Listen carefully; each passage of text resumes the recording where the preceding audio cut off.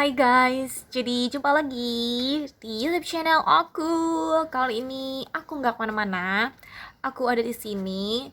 Dan karena cuaca makin dingin, jadi uh, aku record di dalam kamar guys ya, di dalam ruangan.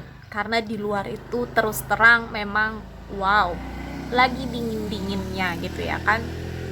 Well, jadi aku mau sedikit cerita aja, sharing gitu tentang bagaimana aku mendapatkan uh, blue card.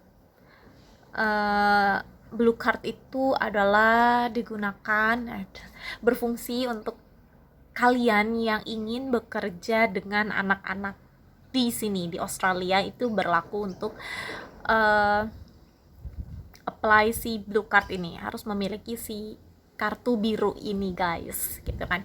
Ibarat kata itu adalah sebuah SIM. Sebelum kalian mengemudi, kalian harus memiliki SIM terlebih dahulu.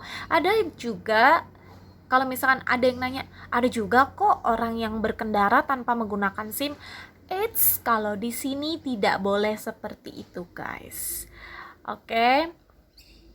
Sama saja seperti di negara kita, ada pun yang sudah berkendara tapi belum memiliki SIM, sambil dia berkendara tetap proses memiliki SIM. Oke. Dan sebelum aku lanjut cerita, jangan lupa like dan subscribe-nya dulu ya, dinyalain semua loncengnya, jadi itu nanti kalian dapat notifikasi di saat video baru tayang. Oke. Yuk kita lanjut. Jadi bagaimana sih proses mendapatkan si kartu biru yang aku ceritakan ini? Sebelumnya itu kita hanya sebenarnya tuh kita apply secara online. Itu mudah sekali.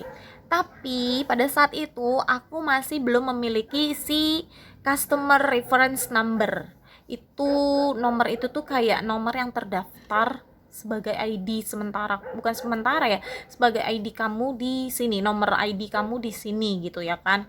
Nah, pergilah tuh ya kan, karena aku belum punya nomor tersebut, aku harus datang ternyata minta nomor tersebut ke Department of Transport and Main Roads. Itu adalah tempat di mana orang perpanjang SIM, bikin SIM, terus bikin kartu 18 tahun di mana menyatakan kalian sudah berusia 18 tahun atau lebih gitu ya kan. Ke situ guys ya. Terus satu hal lagi, kalau kalian tanya orang sini punya KTP nggak sih? Orang sini nggak punya KTP. Mereka menggunakan SIM mereka sebagai ID card mereka. Jadi kalau kemana-mana ditanya ID card, mereka hanya tunjukin aja tuh driver license-nya. Itu dipakai sebagai ID card. Gitu guys. Kalau di kita beda ya kan. Dan kalau nggak salah ada rencana pemerintah untuk menyatukan itu semua kayaknya. KTP dan driver license dalam satu kartu gitu di Indonesia kalau nggak salah ya. Nanti kalian bisa search lagi informasi tersebut. Jadi balik lagi ke ceritaku. Nah, setelah itu prosesnya cepet. Kita datang pada saat itu di jam 3 sore. Jam 3 sore kantor tutup jam 5 kalau di sini guys. Jam 3 sore itu antrean panjang ternyata guys. Apa aja sih yang dibutuhin untuk aku punya si customer reference number ini? Jadi waktu itu verifikasi data yang ku punya, karena aku tidak bisa menggunakan si akte kelahiran yang ku bawa dari Indonesia, itu tidak berfungsi di sini untuk mendapatkan nomor reference number ini. Jadi aku harus validasi data diri menggunakan si Medicare card yang udah aku punya, yaitu kartu kesehatan kalau kita bilang. Terus ada lagi debit card yang tercantum nama kalian di debit card tersebut gitu ya kan. Debit card bank gitu ya kan. Kan ada tuh yang ada namanya, ada juga yang enggak gitu kan. Terus dan paspor karena aku bukan orang sini gitu, bukan warga negara sini, jadi aku masih bisa pakai ID card. KTP kenapa nggak dipakai? KTP ku tidak dipakai di sini. Jadi ID card kamu, ID card kita saat di luar negeri banyak digunakannya itu adalah si paspor. Paspor itu berkata adalah ID card kita di luar negeri gitu. Yang menyatakan ya kalau kita orang Indonesia, lahir di sini, di sana gitu loh. Ya. KTP itu nggak dipakai di sini, KTP Indonesia ya. Well, akhirnya aku pakai ketiga hal tersebut. Datanglah cukup lama, kurang lebih kayaknya 1,5 jam aku nunggu antrian. Terus di sana mereka validasi data aku, data-data, terus ditanyain keperluannya apa, terus ditanyain juga untuk apa sih minta si reference number ini. Terus aku kasih tahu kalau aku berniat untuk mengajukan si kartu biru karena keperluan untuk bekerja di sini, mencari pekerjaan gitu ya kan. Oke, akhirnya mereka isi data-data aku, terus foto deh, kita foto. Jadi di sana difoto, lalu that's it, selesai. Udah selesai itu malamnya, karena udah sore ya, udah capek nunggu ngantri. Malamnya kita proses secara online. Aku apply secara online, isi beberapa pertanyaan di sana seperti tujuan membuat blue cardnya untuk apa gitu kan, untuk volunteer kah, untuk bekerja kah gitu loh ya. Terus kita isi sesuai kebutuhan, kita isi dan setelah itu pembayaran kalau nggak salah itu hampir 99 dolar sekian, hampir 100 dolar Australia harganya, karena itu aku bayar pribadi ya kan. Bayar menggunakan bisa debit card kalian, bisa kartu kredit card kalian. Terus setelah bayar, keesokan harinya aku dapat email lagi. Kalau nggak salah waktu itu aku apply di hari Sabtu atau Minggu, aku lupa.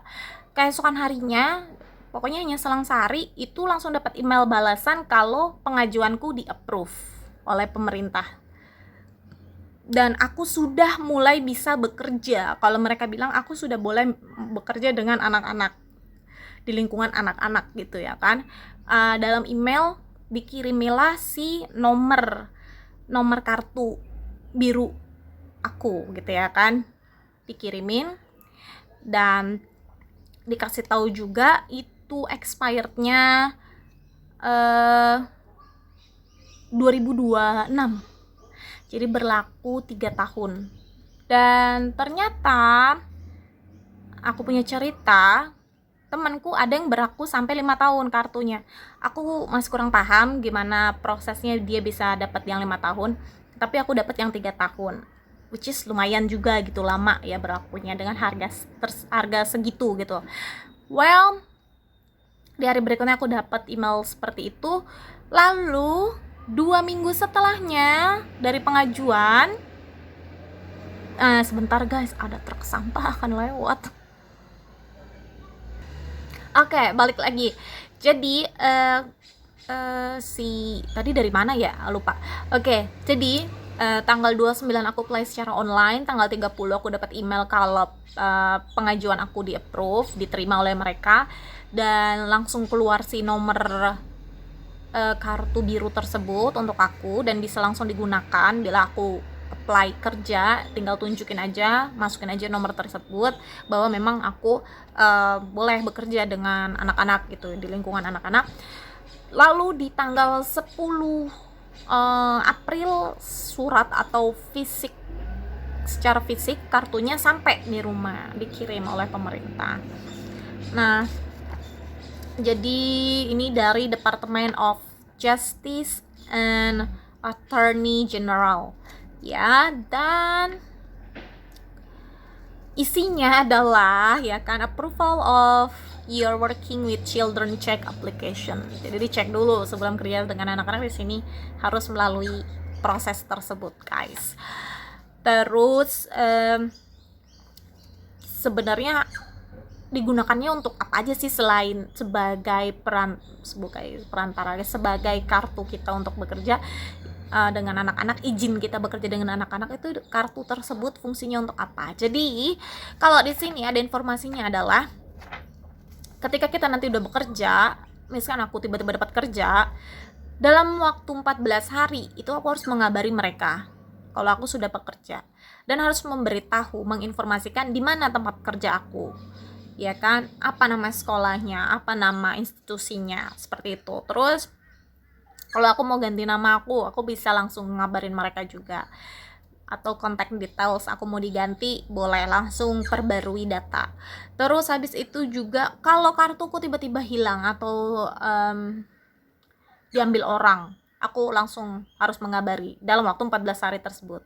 Aku harus mengabari segera. Terus juga seperti tadi, kalau aku menjadi volunteer atau di organisasi, suatu organisasi gitu ya kan, itu aku harus kabari ke pihak terkait masalah si kartu ini gitu ya kan. Terus ini juga berkaitan dengan we receive daily updates of changes in police information. Jadi kalau kalian, amit-amit zaman bayi ya, kalau kalian punya masalah ketika kerja dengan anak-anak terus melanggar hukum, itu hak pemerintah juga untuk meng-cancel atau men-stop si kartu biru yang aku punya ini. Seperti itu guys, jadi memang memproteksi sekali. Dan berarti kalau mereka meng-cancel, itu masuk ke dalam data mereka, kalau misalkan ada masalah ini, ada masalah itu di tahun sekian, di tanggal sekian gitu, masalahnya adalah ini. Dan berarti next time ketika mau kita apply lagi, kemungkinan itu udah nggak bisa, dan kita nggak bisa lagi kerja dengan anak-anak, lebih yang kayak gitu sih. Tapi untuk informasi lebih lanjutnya, aku tidak tahu lebih banyak, mungkin nanti kalian bisa cari-cari tahu sendiri informasi tersebut. Ini aku hanya share bagaimana cara aku apply si kartu biru ini sebelum aku bekerja gitu guys. Terus kok bayar sih? Emangnya kenapa nggak gratis aja? Ada yang gratis kalau kalian sudah, kalau ada perusahaan atau institusi yang lagi buka lamaran pekerjaan, terus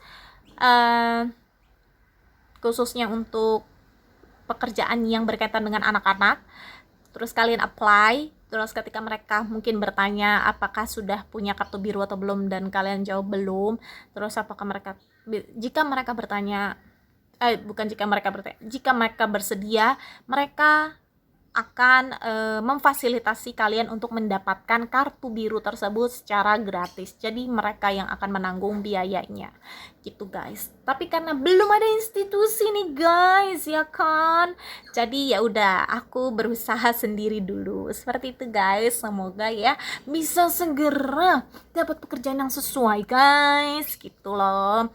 Dan itu aja sih. Kalau kalian ada yang mau tanya-tanya tentang lainnya, silahkan gitu ya kan. Terus kartunya itu seperti ini guys, dan agak sebel ya guys ya, kartunya tuh seperti ini guys. Ayo. Dan ini agak sebel guys, karena fotonya guys, selalu foto di KTP pun sama, tidak memuaskan guys ya. Tapi sutra lah ya kan. Dan itu aja Medicare. Aku tadi mau share juga ya soal bagaimana cara apply si Medicare ini. Medicare, tapi next time aja, takut kepanjangan, kalian bosen nontonnya. Well, segitu dulu. Jangan lupa like dan subscribe-nya. Kalau ada yang mau ditanyain silahkan. Kalau mau request tolong dong bikin video saat kamu lagi di luar atau lagi ngikutin kelas bahasa Inggris atau apa, boleh, silakan tulis aja di komentar, nanti aku pertimbangkan ya kan. Dan bye bye, sampai jumpa di video selanjutnya. Like dan subscribe. Subscribe.